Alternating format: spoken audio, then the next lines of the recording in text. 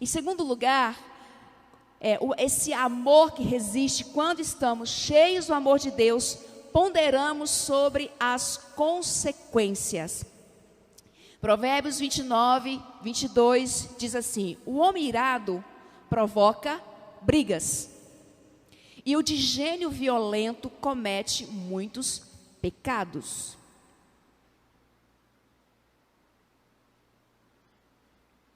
Quando estamos cheios do amor de Deus, a gente pensa bem, avalia bem as consequências das nossas ações. E nós precisamos dominar o nosso temperamento. Aliás, se você está com dificuldade com o seu temperamento, está dizendo assim, nossa, é muito difícil, tem um bom livro que você pode ler nas férias de dezembro ou do ano novo, chama Temperamento Controlado pelo Espírito. É excelente, uma ótima leitura de férias para você começar 2021 uma pessoa equilibrada. Temperamento Controlado pelo Espírito é um livro muito bom.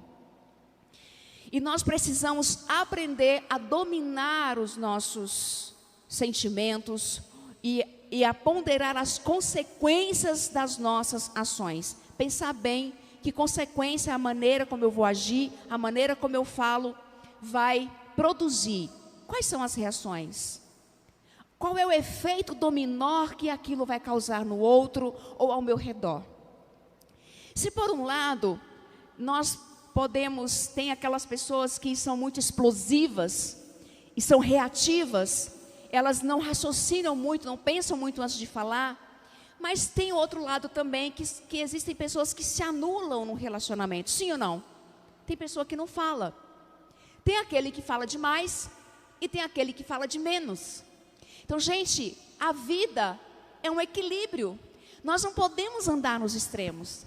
A gente não pode ser pólvora e fogo, mas também não podemos ser sempre uma pedra de gelo. Nós precisamos viver em equilíbrio. Não se anule nos relacionamentos, porque esse é o outro lado da moeda. A pessoa, muitas vezes no relacionamento, sempre tem aquele que fala mais. Sim ou não? Em casa, independente como é configurado esse contexto familiar, sempre tem o mais falante e sempre tem o menos falante. E aí tem alguns contextos familiares que um falante é falante demais, que é tipo, fala mais do que a boca, e tem o outro que é falante de menos, que ele não se posiciona, ele se anula. Se por um lado a explosão já parte para um lado de falta de respeito, caminha para uma falta de respeito, a pessoa que se anula numa relação, ela invalida aquele relacionamento. Porque ela está dizendo com a sua não fala, com o seu não posicionamento, não me interessa. Você está aí falando, hein? Para mim tanto faz. Porque o que é o anular-se? É invalidar. É cancelar. Então, quando um se anula numa relação, essa relação ela fica sem sentido. Onde só um fala, só um briga, só um critica. E aí a pessoa fala assim, mas eu não gosto de briga. E essa é uma desculpa do não falante. Eu não gosto de briga. E quem disse que a gente está mandando você brigar? Se posicionar é diferente de brigar. Porque quando eu não falo, a minha anulação também surte consequências negativas. Eu estou deixando, quem sabe, de corrigir o outro. Eu estou deixando de mostrar um ponto de vista diferente do outro. Eu estou deixando de mostrar o meu ponto de vista, a minha posição e de marcar presença nesse relacionamento. Então precisamos ter um pouco de cuidado daquele que fala demais e também do que fala de menos. São os dois lados da moeda e isso é muito importante. E a Bíblia ela é específica em diversas situações. Vou ler só citar alguns textos para você. Por exemplo, falando das discussões, Provérbios 15, 18 diz assim: o homem irritável provoca dissensão, mas quem é paciente acalma a discussão. O homem irritável, ou a mulher irritável provoca dissensão, provoca confusão, mas o paciente acalma. Então, se tem aquele que é falando demais, que provoca, que às vezes cansa, tem o paciente que pode dizer, calma, se acalma, respira fundo, né, Anderson? Lindsay, acalma, respira fundo, meu amor, vai dar tudo certo, logo, logo as coisas voltarão ao normal, tudo bem, vai passar, vamos lá, vamos fazer algo diferente. Então, tem que ter esse equilíbrio. Provérbios 14, 29, o homem paciente dá prova de grande entendimento. O homem paciente dá prova de grande entendimento, mas o precipitado revela insensatez. E aí tem Provérbios 10, 19, diz assim, quando são muitas as palavras, o pecado está presente. Ou seja, aquele que muito fala, acaba falando o que não precisa, o que não deve. Mas quem controla a sua língua é sensato. Isso quer dizer que nós precisamos controlar e medir, ponderar as consequências do que eu falo e do que eu faço. Então, partindo para uma terceira lição, que é a lição do pensar antes de falar.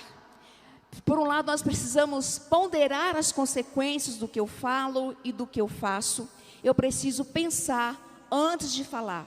E quando nós estamos cheios do amor de Deus, isso é possível. Provérbios 19, 11 diz assim, a sabedoria do homem lhe dá paciência, sua glória é ignorar as ofensas. É lindo esse texto. Sua glória é ignorar as ofensas. Então, quando estamos cheios do amor de Deus, nós pensamos antes de falar. Sabe o que é engraçado? Você pergunta para a pessoa assim, você é uma pessoa que pensa para falar? Não. Não pensou mesmo, né? É uma pessoa que não pensou mesmo. Você pensa antes de falar? Não. Aí a pessoa, peraí. Não, às vezes eu penso antes de falar. A pessoa já responde, assim, no supetão. Dá a entender de que ela não pensa antes de falar. Mas quando você pergunta para a pessoa, você é alguém que pensa antes de falar? Ela, não, essa pessoa pensa antes de falar. Mas olha, vamos lá. Controlar as nossas emoções é em grande parte uma questão de controlar também aquilo que nós falamos. A maneira como nós falamos. Tiago 1, 19 diz que nós precisamos ser prontos para e tardios para. Aí dizem que por isso que Deus nos deu uma boca e dois ouvidos. Nós precisamos ouvir mais e falar menos.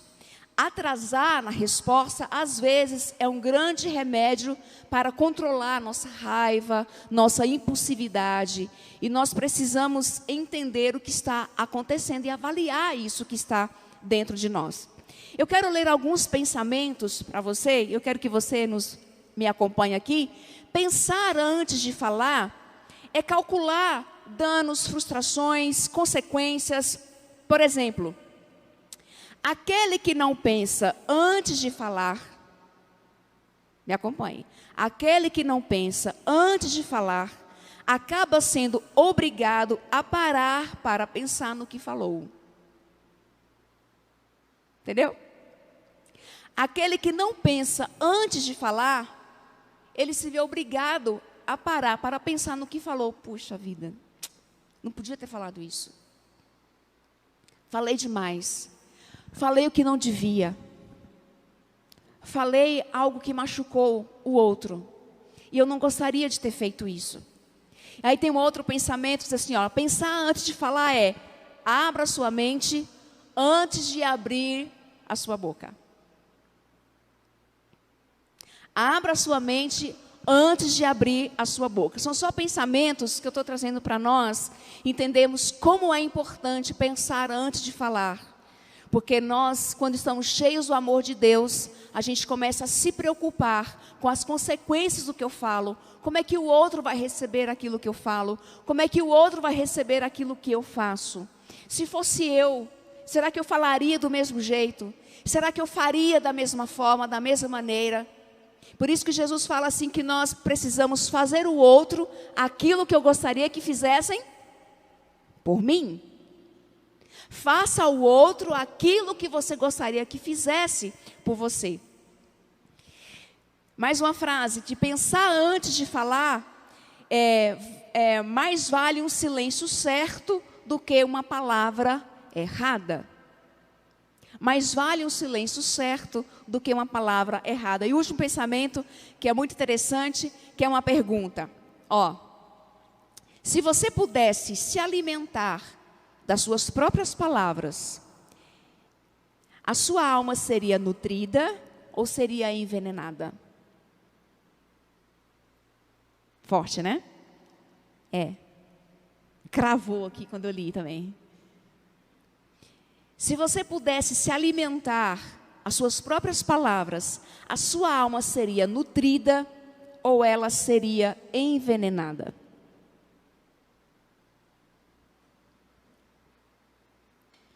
Não tem como uma pessoa ser cheia do amor de Deus falar palavras envenenadas. Não tem como. A gente pode, às vezes, perder um pouco a estribeira, pode, nós somos humanos. Mas quando isso é uma prática constante, quando isso é uma rotina, nós precisamos rever a maneira como nós estamos falando com o outro, a maneira como nós estamos lidando com o outro. E entender que, de repente, nós estamos precisando ser mais cheios do amor de Deus na nossa vida. A boca fala aquilo que o coração está cheio. Então, se o que eu estou falando não está nutrindo, é porque o que está dentro de mim não é nutritivo.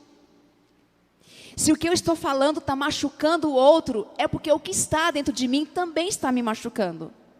Eu dou aquilo que eu tenho. Não tem como eu dar ao outro algo que eu não tenho, gente. Dá para entender? Como é que nós vamos amar se eu não sei o que é ser amado? Mas nós acabamos de cantar aqui, me ama, Ele me amou. Então, Ele nos amou primeiro. Então, é possível saber amar, porque nós temos alguém que nos amou tanto, que deu o seu único filho para morrer numa cruz por nós. Foi o texto que a Bruna leu. Porque Deus amou o mundo, que deu o seu único filho. Isso é amor.